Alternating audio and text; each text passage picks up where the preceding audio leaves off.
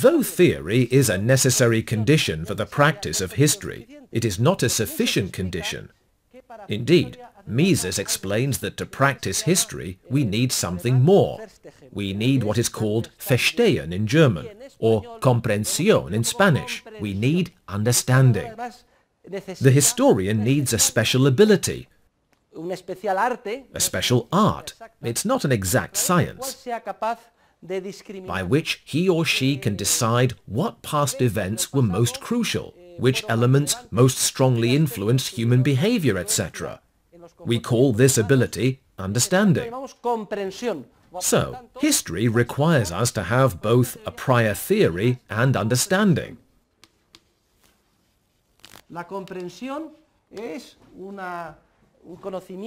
Understanding is a sort of knowledge historians gradually acquire with practice.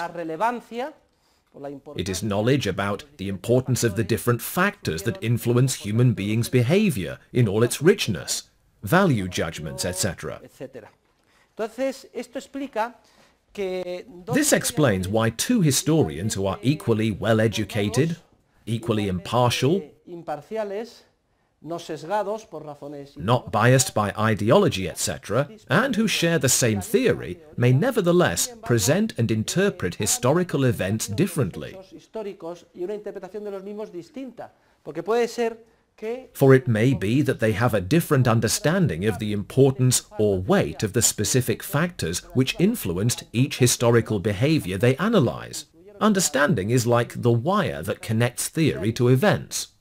In human action, I think Mises gives the example of Napoleon. One historian might say, when Napoleon decided to conquer Europe, he was motivated mainly by romantic ideals, by a desire to spread the principles of the French Revolution and of liberty throughout Europe. In contrast, another might say, no, it wasn't like that at all. In fact, he was a megalomaniac. He was a man driven by delusions of grandeur. And he may have had a complex because he was small.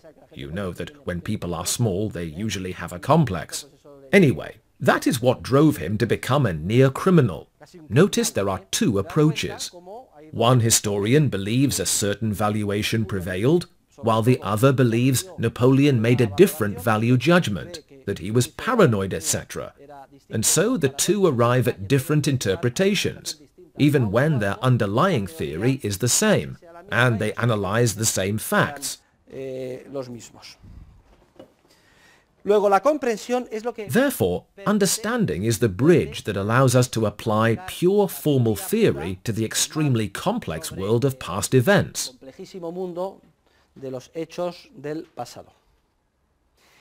Now then, while theory always precedes history, and theory cannot be derived from history, an entire school of economists have maintained that history is all that matters, that we must study history, and that by analyzing many different cases and conducting historical studies, we could, by induction, arrive at theoretical knowledge.